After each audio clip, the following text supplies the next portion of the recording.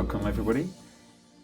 Today we're on the land of the Daramble people, and we thank them as the custodians, past, present and emerging. And in the spirit of reconciliation, we'd like to thank them for letting us hold this conversation today. With me I have Professor Ken Purnell, and we'll be exploring what is, I don't say it's a buzzword, but this whole idea of what is this thing called educational neuroscience, and why are people so interested in it, or maybe even afraid of it. But before we get to that, Ken, so who are you? I think, Stephen, I started to look at my upbringing with my parents at home in Sydney, and I was always being geared up for our big car dealership that Dad opened in 1951, one of Australia's biggest actually. It's 4 stories high, and it was recently moved from where it was originally, but it stood there for 50 odd years. And so I was always being brought up in that corporate sphere.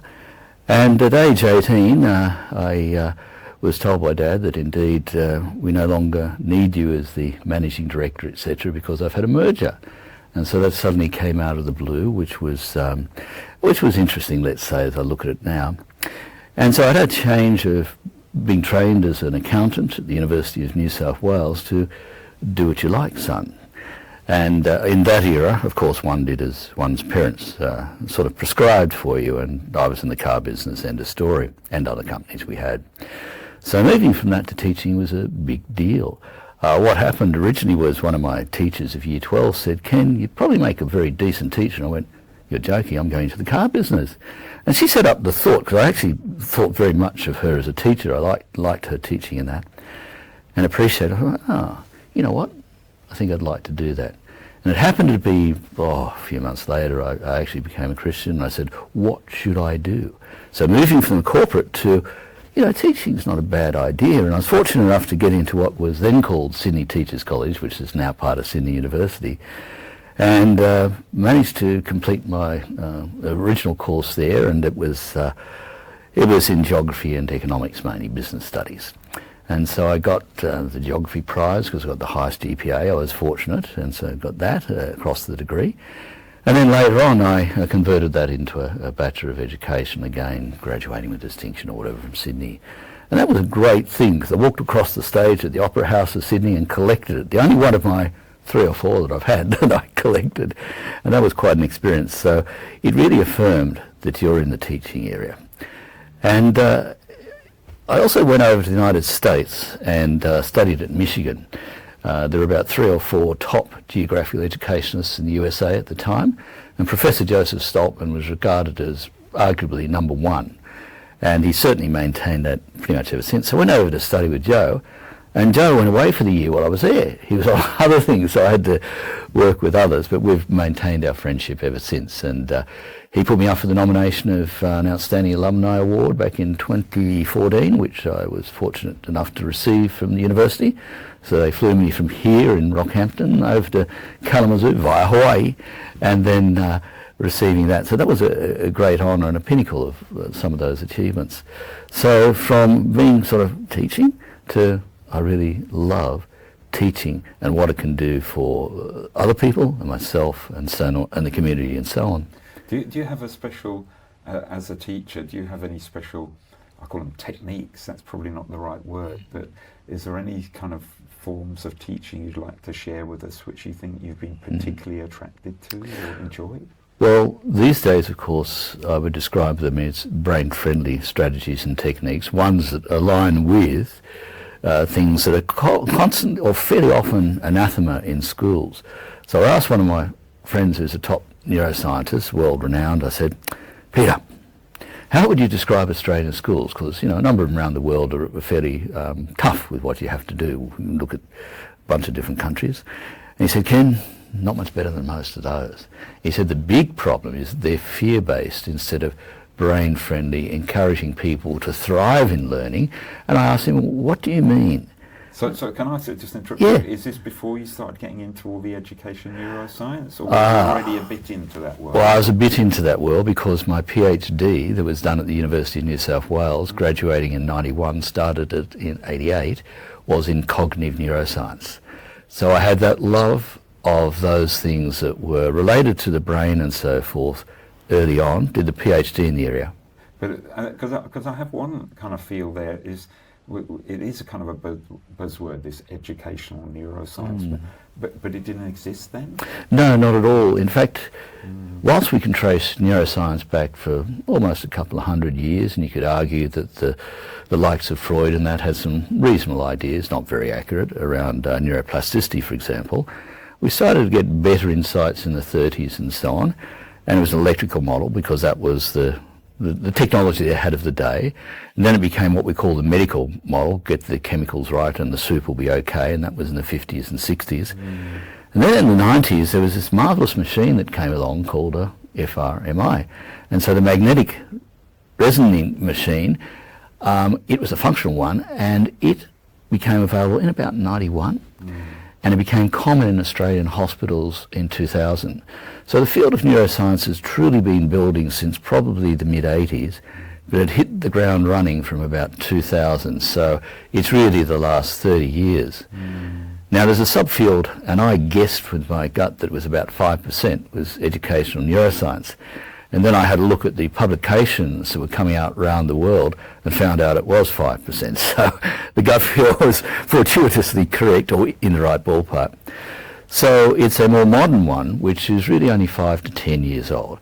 Hence, many of our current teachers and other educators in business or wherever they are have not been exposed to the understandings which are much more scientific from neuroscience. But without getting too lost in the world of philosophy, I always remember the discussion. It was always about the individual and societal, and it was all about ways of thinking and logic, but it just did not discuss the kind of biological, the neuroscience view of the world. And it's probably been a shock to many of these people that they suddenly have to widen their horizons. Do you get that feel? Sometimes people get almost like an aha, why haven't I studied this part of understanding? One of the things our medical field for at least 400 years, if not 2000, has stated that the brain is fixed. And it wasn't until the work of Eric Kandel, who won the Nobel Prize in 2000, who exploded the opportunity to realise that it's actually quite plastic, that it forms new relationships between neurons, neural pathways, daily. So as you go to sleep tonight, you'll interact with the things that have happened over the day, especially the last 3 hours. So don't watch a horror movie at the end of the day. You'll be dreaming about it. But just that idea that if we wired you up with fMRI type stuff, we'd see that you were largely replaying the day and especially the last few hours. So we've advanced a long way from those initial geography of the brain type things. Is that around the 2000s? Yeah, around about the 2000s that started to explode, and that was a big deal. It was felt that initially that you couldn't go from a brain scan to a lesson plan, which is correct. Anybody who understands neuroplasticity, Slow down. A brain scan to a lesson plan. So we scan your brain and say, you need this to help you, to fill you up. Or you're not fit for school today, don't come through the gate. Learning science, like what you should learn. Yes, yeah. yes. So you're well prepared or you're not, or your emotions are off or whatever. So there were headlines of the day of brain scan to lesson plan, and I went to myself, rubbish, which it truly is. But what was interesting was the development of a number of folks who were serious neuroscientists, medical doctors and all the rest of it. And the person that I personally take my hat off to, literally, is Dr. Judy Willis. She was a neurologist who could operate on your brain. I better not show the people the back of my head right now because it looks like I've had that, but I haven't. So Judy was 15 years in practice as a neurologist, and she kept on parents and carers and teachers coming in saying, something wrong with my kid. And she'd do all the scans and run other tests and say, nothing wrong with the kid.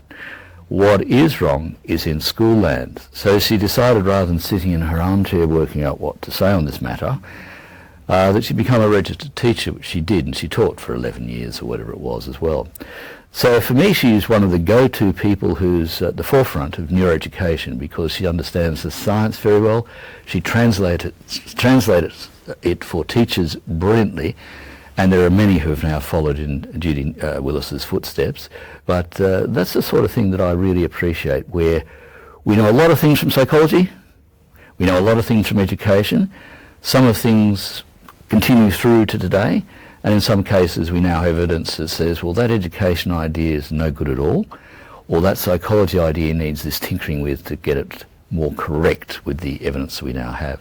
So I'm not saying psychology and education sort of finished in 2010 or something or other, but that we have found a bunch of information now that supports what's actually happening in the brain and the body for the individual, and how to do that much, much better than we previously could.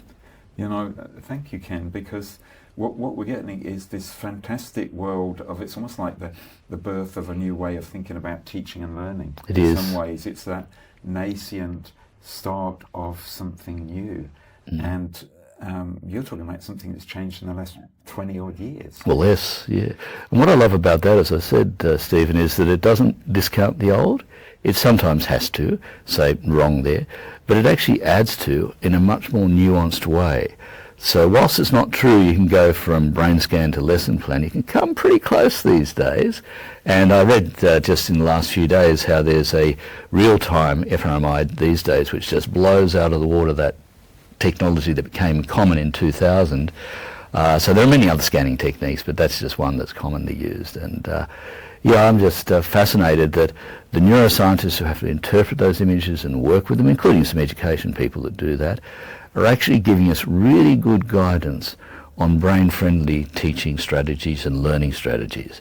And so simple stuff, for example, that I like to describe is that often at school, Dad ran 3 red lights and didn't give you money for lunch, and so you're in a bit of an upset mood when you walk into your first English class at 8:30. And your girlfriend says whatever at lunch and you're sort of really upset. And what happens there is that the blood flow and the neuronal firing and the proteins and all the rest of it that really are needed up here in the prefrontal cortex for good thinking and planning go deeper into the brain, and you're actually firing away at a much lower level, almost like a reptile. So I say just watch it with adolescents. If you've got them in that sort of state, their amygdala is going to hijack their whole brain, and you're simply going to get an emotional response. So it's better to wait for a while. It's better to do this with the students. And I'm going to make the listener wait for the next episode. Thank you, Ken. Thank you.